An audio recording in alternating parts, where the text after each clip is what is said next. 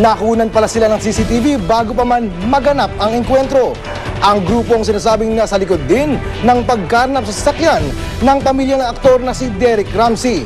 Si Emil Sumangil, naka-alerto, 24. Sa oras na rumihistro sa kuha ng CCTV camera, pasado alas 11 kagabi, dumating ang mga suspect sa labas ng Gate 2 ng Philinvest Subdivision sa Quezon City. Pumarada sa tabing bangketa ang grupo, dala ang nakaalarmang Toyota Camry. Ito ang sasakyan na tinangay ng mga suspect mula sa driver ni dating Foreign Affairs Secretary Roberto Romulo. Ito ang video, ilang minuto bago maganap ang sinasabing engkwentro. Kulang sa kalahating oras ang lumipas, dumating na ang mga pulis.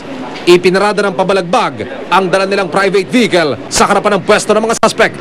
Ayon sa mga operatiba ng Regional Police, Intelligence and Operations Unit ng PNP and CRPO, dito na raw nagkabarilan.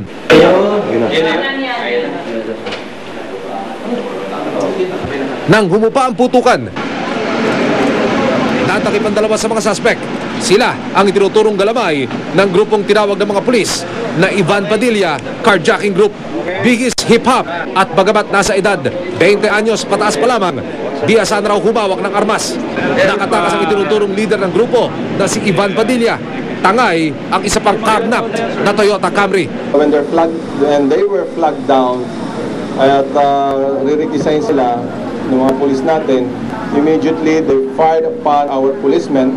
Kaya may tama si Colonel Manalo. Nakausap ng GMA News ang driver ni Romulo. Sabi, susi lang kailangan ko. Sabi ko, anong susi? Susi, pinutukan ako sa may panan. Ang grupong ito ang itinuturo ng pulisya na nasa likod ng kaliwat kanang kaso ng nakawanan ng sasakyan sa Metro Manila nitong mga nakalipas na buwan. Ayon sa mga suspect, ito raw ang unang beses na sila'y sumausaw sa carjacking operation. Pagdating po sa transaction po sa pag-dispose po, wala po talaga ang kaalam-alam doon. Hindi ko po alam kung sino po talaga kinakausap po. Pinag-drive lang po ako, sir. Anong driver na tutukan mo? Sir, hindi po ako tumututok, sir. Pinagda-drive lang po ako. Ikaw ang anong tumutok sa Hindi po. Kabilang sa mga biniktima rin daw ng grupo, ang pamilya ng aktor na si Derek Ramsey. Tinangay ng mga suspect ang kulay itim na Volvo XC90 Sports Utility Vehicle ng ina ni Ramsey sa harapan ng kanilang bahay bakasyunan sa Tagaytay. Dumating ang aktor kanina sa NCRPO headquarters kasama ang kasintahang si Angelica Panganiban. At tinutukan yata sila sa may harapan ng bahay namin sa Tagaytay. Dalawang guys na I think armed with shotguns. Pagbaba ng parents ko, tinutukan na nila yung driver and took off with the vehicle. Buti na lang nakahuli ng CCTV ng bahay namin yung pag-exit ng sasakyan. Hindi namin ina-expect na abot pa sa ganito na makukuha pa ulit yung kotse. Siyempre ang gusto lang namin is siyempre makuha yung mga taong may kasalanan, diba? Tuloy ang mas pinalawig ng manhunt operation laban kay Padilla, ang leader ng grupo. Emil Sumangil, naka-alerto, 24. Ipinare-refund na ng Department of Transportation and Communications o DOTC ang kinokolektang fee sa mga motorista para sa Radio Frequency Identification o RFID. Alinsunod dito sa kautusan ng Commission on Audit matapos ipatigil ng Korte Suprema ang pangongolekta ng RFID fee. Halos 30 milyong piso ang nakolekta mula Nobyembre noong 2009. Para sana ito sa electronic sticker na ikakabit sa mga sasakyan para madaling matukoy ang mga lumalabag sa batas trapiko. Pero sinuspindi ito ng Korte Suprema sa gitna ng reklamo ng iba't ibang grupo, kabilang ang Bayan Muna. Ikinatuwa ng grupo ang nakatakdang refund. Pinag-aaralan naman ng Land Transportation Office ang magiging panuntunan sa pag-refund. Belongs to the people who paid it, so we are going to pay it back. We're going to refund it to them. In the meantime, if in the future we decide to reinstitute the RFID, then we will just begin again. Sa gitna naman ang problema sa tubig, natapon at nasayang lang ang tubig mula sa nasirang linya ng Manila Water sa magkahiwalay na lugar sa Pasig. Posibleng ninakaw raw ang air valve na nakatakip sa mga linya, kaya bumulwak ang tubig. Nakatutok si Dano Tingkungko, exclusive. Ito ang aktwal na kuha ng Mala Fountain na pagbulwak ng tubig sa ilalim ng flyover sa bagong ilog Pasig pasado alas 6 kanina umaga. Ano mo'y instant car wash sa mga dumarang sasakyan. Nagresulta rin ito ng pagsikip ng daloy ng trapiko sa lugar. Mag-aalas 7 na ng umaga na matakpan ng mga responding tauhan ng Manila Water ang sumabog na linya. Tumanggi sila magbigay ng pahayag sa kamera, pero sa impormasyon nila, alas 4 pa raw na madaling araw nagsimulang tumagas ang tubig. Maaari raw sinubukan nakawin ng air valve na nakatakip sa linya ng tubig kaya nang pasukin ng hangin ng pressurized line, tumalsik ito. Sa gitna naman ng aming pag-uusap, nakatanggap ng timbre ang mga taga Manila Water. May isa pang valve na sumisirit. Sa bahaging ito ng Mercedes Avenue Pasig, malakas din ang bulwak ng tubig. Hanggang bukong-bukong na inabot ang lalim ng baha. Ang mga sasakyan, dahan-dahan man ang pagdaan, di pa rin maiwasang tumirik ng ilan. Ang ilang pasahero napilitang maglakad sa baha. Ang iba naman sumakay sa kuliglig. Alas 3:30 pa raw nagsimulang bumulwak ang tubig sa tila di malamang dahilan. Dinig na dinig dito sa loob yan kasi malakas yan. Yung tubig, tumatama sa yero. Dumaan ako dyan, may ano na yun.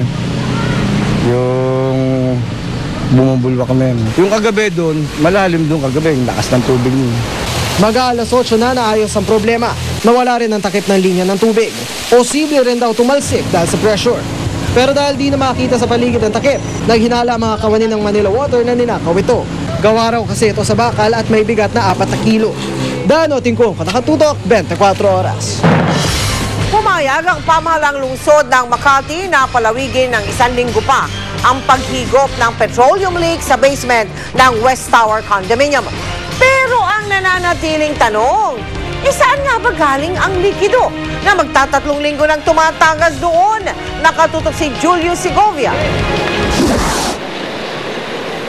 Kaninang hating gabi natapos ang 3-day ultimatum na ibinigay ng Makati City Government sa management ng West Tower Condominium para tapusin ang siphoning operation sa basement ng gusali.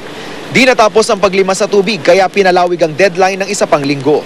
Yung dahilan nga nila na sila mismo ay nahihirapan maghanap ng financial resources para matapos yung pagdidrain ng tubig sa basement. Pero di raw ibig sabihin itong lumalambot na ang lokal na pamahalaan sa management ng kondo. Katunayan, paiimbestigahan ng Department of Environmental Services ng Makati ang nakasusulasok na amoy ng petrolyo sa labas ng gusali. Alam mo sir, parang sanay na kami sir sa amoy. Simulat sa pool pa naamoy na namin Mas matindi kasi ang amoy ng gas leak ngayon kumpara nung mga nakaraang araw. Baka hindi maayos yung pagdidispose nila ng tubig na nakukuha. Bukod sa rescue unit, on standby rin sa lugar ang BFP Makati. Di raw basta-basta pwedeng itapon ang tubig kung saan-saan dahil may halo itong gasolina at kerosene. Ang kabilin-bilin nga po namin sa mga kabayan po doon na kung meron po silang maamoy o meron silang naramdaman na kakaiba po, ipaalam kagad po sa amin po. Pagtiyak ng West Tower Management, maayos nilang itinatapon ng tubig mula sa basement. Kaya nga raw hindi nila natapos ang siphoning sa takdang petsa dahil bukod sa magastos, mabusisi ang water disposal. Kanina, pinulong ng management ng West Tower ang mga residente. Di nagpa-unlock ng on-cam interview ang mga residente, pero sinabing itutuloy nila ang pagpapasipsip sa tubig sa basement sa abot ng kanilang makakaya. Pinansyal na tulong pa rin ang hiling nila dahil milyon na ang nagagastos dito. Sagot ng city government, kapabayaan din naman daw ng building management kung bakit umapaw ang tubig sa basement. Hindi sana nagbaha doon sa basement kung may compliance sila sa building code na dapat may motor na hiwala yung kanilang sewerage treatment plant. Mukhang ang lumalabas, nagsishare ng isang motor yung kanilang sump pit saka yung sewerage treatment plant. We will face whatever sanction given by the government. Kaya lang ang iniingin namin ngayon, medyo kung pwede, set aside na lang muna natin yon kasi the issue at hand today is identification ng source ng leak, And at saka may balik yung mga tao namin doon sa Umaasa ang mga residente ng West Tower maging ang mga nakatira malapit sa gusali na maresolba na ang problemang ito dahil magtatatlong linggo na ang nakalipas. Pero wala pa rin daw malinaw na sagot mula sa mga otoridad kung saan nagmumula ang gas leak. Julio Segovia, Nakatutok, 24 oras. Umaapil ang ilang Pinoy na nagtatrabaho sa Iraq na alisin na sana ng ating gobyerno ang deployment ban doon kapag hindi mapapasama sila sa mga mawawalan ng trabaho kasunod ng inilabas na kautusan ng Amerika. Narito ang report. Sabi Bisa ng isang memorandum noong July 20, ipinag-utos na ng Amerika na pauwiin lahat ng mga foreign nationals mula sa mga bansang may deployment ban sa Iraq, kabilang na ang Pilipinas. Sa utosang ito, sa loob ng ibinigay na taning na 3 buwan, mahigit 15,000 Pinoy ang tiyak na mawawalan ng trabaho. Kaya umaapela ang mga kababayan natin doon na sana tanggalin na ang deployment ban sa Iraq. Nakausap ng GMA News via Skype si Sherwin Orozco, 6 na taon lang nagtatrabaho sa Iraq.